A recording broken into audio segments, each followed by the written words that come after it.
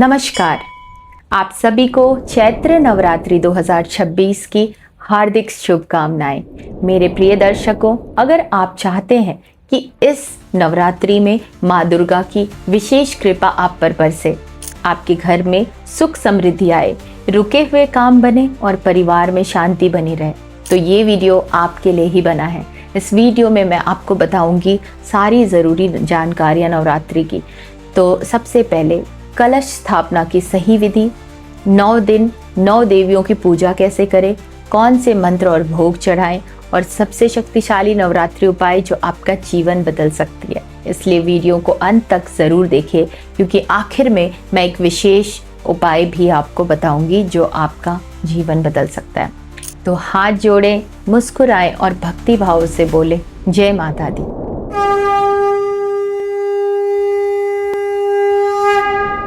मैं हूँ ज्योतिषाचार्य अदिति प्रिया और आप देख रहे हैं एस्ट्रोजी। एस्ट्रोजी पर हम आपके लिए लाते हैं प्रामाणिक ज्योतिष, वेद पुराण सम्मत पूजा विधि और जीवन में सकारात्मक बदलाव के लिए आध्यात्मिक मार्गदर्शन। तो आज का ये वीडियो बहुत खास है, क्योंकि आज हम बात करने वाले हैं चैत्र नवरात्रि 2026 की। तो शुरुआत करते हैं नवरात्रि से कि नवरात्रि है क्या। नवरात्रि क्या है? नवरात्रि यानी 9 और रात्रि मतलब रात। तो नवरात एंड 9 पवित्र पावन रातें और दिन ये जो होते हैं जब हम माँ आदि शक्ति दुर्गा की उपासना करते हैं। हिंदू पंचांग के अनुसार साल में 4 बार नवरात्रि आती है, लेकिन चैत्र नवरात्रि और शारदीय नवरात्रि सबसे महत्वपूर्ण मानी जाती है। चैत्र नवरात्रि हिंदू नववर्ष की शुरुआत के साथ आती है। ये प्रकृति के नवीनीकरण का समय होता है।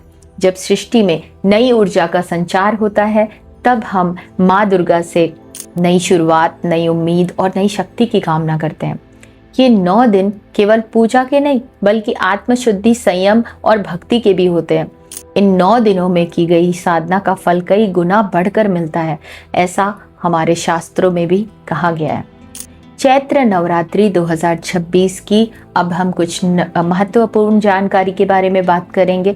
तो जानते हैं सबसे पहले कि चैत्र नवरात्रि 2026 की तिथियां इंपॉर्टेंट कौन सी हैं, महत्व क्या है। तो नवरात्रि जो है उसकी तिथि और समय की बात करें तो प्रारंभ जो होगा 19 मार्च से होने वाला है, जो गुरुवार के दिन है। नवरात्रि की समाप्ति 27 मार्च को होगी, रामनवमी के साथ। कलश स्थापना का मुहूर्त 19 मार्च 2026 प्रातः काल आपके स्थानीय पंचांग के अनुसार आप करेंगे। दर्शकों, चैत्र माह की शुक्ल प्रतिपदा से नवरात्रि का शुभारंभ होता है। ये हिंदू नववर्ष का विक्रम संवत का पहला दिन भी होता है, इसलिए इस नवरात्रि का महत्व और भी ज्यादा बढ़ जाता है। और इस बार नवरात्रि की समाप्ति रामनवमी के साथ होगी, जो भगवान श्री राम का जन्मदिन है। यानी 9 दिन माँ दुर्गा और फिर राम जन्मोत्सव। तो क्या अच्छा संयोग है, अत्यंत शुभ है। नवरात्रि का आध्यात्मिक महत्व क्या है? तो हमारे शास्त्रों में कहा गया है, या देवी सर्वभूतेषु शक्ति रूपेण संस्थिता नमस्तस्ये नमस्तस्ये नमस्तस्ये नमो नमः। इसका अर्थ क्या है? माँ दुर्गा ही इस सृष्टि की आदि शक्ति है।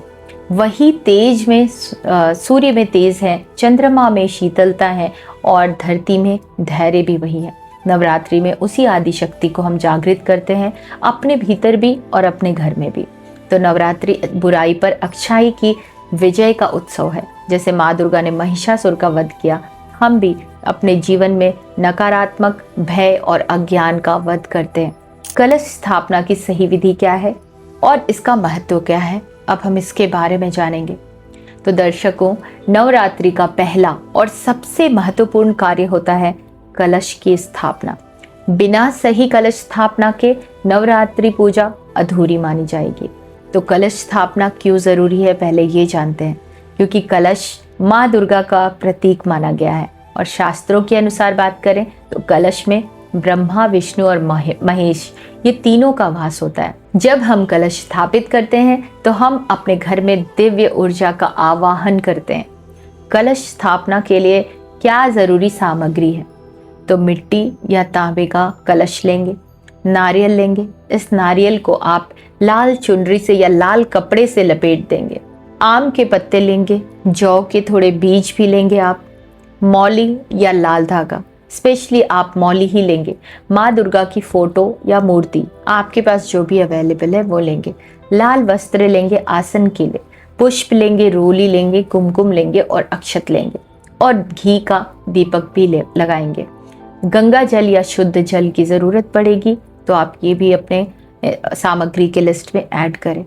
कलश स्थापना की विधि के बारे में अगर हम चर्चा करें तो सबसे पहला स्टेप होगा कि आप स्थान की शुद्धि करेंगे। सबसे पहले पूजा स्थल को गंगा जल से शुद्ध करेंगे, फिर लाल या पीले कपड़े का आसन बिछाएंगे, माँ दुर्गा की फोटो या मूर्ति स्थापित करेंगे। मिट्टी और जौ के कलश के नीचे थोड़े से मिट्टी में जौ जो है वो आप बोएंगे और नवरात्रि के दौरान जो अंकुरित होते हैं वो जौ समृद्धि और शुभता का प्रतीक भी माने गए। दूसरा है कलश तैयार कैसे करें, तो कलश में पहले गंगा जल भरेंगे, उसमें सुपारी, सिक्का, हल्दी और कुमकुम डालेंगे। फिर कलश के मुख पर आम के पत्ते रखेंगे, ऊपर नारियल स्थापित करेंगे। कलश स्थापना का जो मंत्र है वो क्या है? ओम देव्ये नमः, कलशाय नमः। फिर माँ दुर्गा का आवाहन करेंगे। ओम जयंती मंगला काली भद्रकाली कपालिनी दुर्गा क्षमा शिवा धात्री स्वाहा स्वधा नमोस्तुते। इसके बाद अखंड ज्योत जलाएंगे, घी का दीपक जलाएंगे और संकल्प लेंगे कि ये ज्योति 9 दिन तक जलती रहेगी। ये अखंड ज्योति माँ की उपस्थिति का प्रतीक है। अब हम जानते हैं कि नवरात्रि के 9 दिन में कौन सी नव दुर्गा के स्वरूप का किस दिन आवाहन करेंगे, पूजा करेंगे और क्या भोग चढ़ाएंगे और उससे हमें क्या फल की प्राप्ति होगी। तो पहले दिन की बात करें तो सबसे पहले माँ शैलपुत्री का डे 1 पे आवाहन करेंगे। इनका मंत्र है ओम देवी शैलपुत्रे नमः। भोग में दूध या सफ़ेद फूल चढ़ाएंगे। ठीक है, फल इससे जो मिलेगा आपको स्थिरता और मानसिक शांति मिलेगी। दूसरा दिन है माँ ब्रह्मचारिणी का। माँ ब्रह्मचारिणी के लिए जो मंत्र है वो है ओम देवी ब्रह्मचारिणीय नमः। भोग में आप मिश्री, शक्कर ऐसी चीज़ें माता को चढ़ाएंगे और जो फल मिलता है माता के आवाहन से वो है आपको तप, ज्ञान और धैर्य। डे 3 की बात करें तो माँ चंद्र घंटा का आवाहन करेंगे। उनके लिए जो मंत्र है वो है ओम देवी चंद्र घंटाय नमः। इनको माता को जो भोग चढ़ाएंगे वो होगा दूध की मिठाई कोई भी, और आपको फल मिलेगा साहस और शत्रु पर विजय का। चौथा दिन 4th डे पे आप माँ कुष्मांडा को याद करेंगे, आवाहन करेंगे और उनके लिए जो मंत्र यूज़ करेंगे वो है ओम देवी कुष्मांडाय नमः। आप भोग में मालपुआ चढ़ा सकते हैं, पेठा चढ़ा सकते हैं और आपको इनसे ऊर्जा और स्वास्थ्य का फल मिलता है। 5वां जो दिन है वो माँ स्कंद माता का है। माँ स्कंद माता के लिए जो मंत्र आप यूज़ करेंगे वो है ओम देवी स्कंद माताए नमः। भोग में केला चढ़ाएंगे और आपको संतान सुख, संतान से मिलने वाली किसी भी तरह की कोई भी तकलीफ हो उसमें उसका फल आपको बहुत अच्छा मिलता है। 6ठा दिन जो है डे 6, उसमें माँ कात्यायनी की पूजा अर्चना करेंगे। माँ कात्यायनी का आवाहन करेंगे 6ठे दिन। देवी का जो मंत्र है वो है ओम देवी कात्यायनये नमः।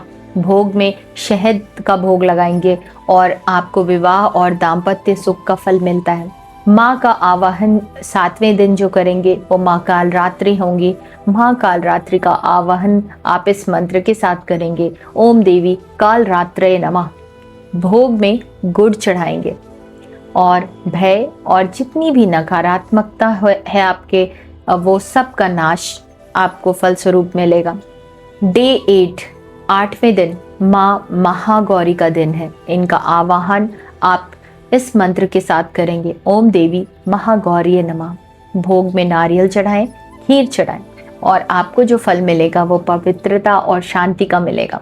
9th डे की बात करें, 9वां दिन, तो इस दिन आप आवाहन करेंगे माँ सिद्धिदात्री का और जो मंत्र होगा वो है ओम देवी सिद्धिदात्रये नमः।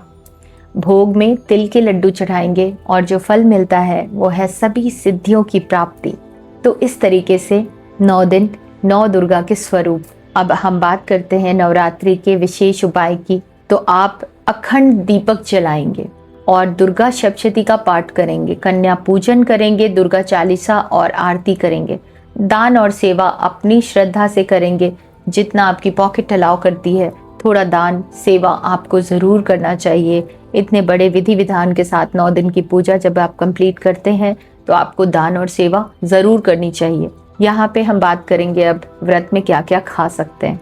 तो व्रत में आप फ्रूट तो खा ही सकते हैं, फल खा सकते हैं, साथ में आप दूध, दही, साबूदाना जैसी चीज़ें भी ले सकते हैं। आटे में यूज़ कर सकते हैं कुट्टू, राजगीरा और सिंघाड़े का। आप मेवे भी यूज़ कर सकते हैं और सेंधा नमक यूज़ करेंगे आप अपने जो भी खाएंगे। जो नहीं खाना है वो है प्याज, लहसुन, गेहूं और दाल, सामान्य नमक, मांस और शराब बिल्कुल नहीं यूज़ करना है अभी। तो इस तरीके से अब हम बात करते हैं आपके अंतिम आशीर्वाद की। तो माँ के आशीर्वाद की बात करें तो माँ दुर्गा की कृपा आप सभी पर बनी रहे। आपके घर में स्वास्थ्य, समृद्धि और शांति ये सब बनी रहे, सुरक्षा मिले और सब कुछ आपके अकॉर्डिंग जो भी आप चाहते हैं, जो भी आपकी मनोकामना है, उनको इन सारी विधि विधान से पूजा के साथ आपको ज़रूर मिले। तो कमेंट में लिखिए जय माता दी। अगर यह वीडियो आपको अच्छा लगा है तो इसे लाइक ज़रूर करें और इस चैनल पर अगर आपने सब्सक्राइब नहीं किया अभी तक तो बेल आइकन दबाएं और सब्सक्राइब करें। इस वीडियो को अपने परिवार और दोस्तों के साथ ज़रूर शेयर करें और एस्ट्रोजी देखने के लिए बहुत बहुत धन्यवाद। जय माता दी।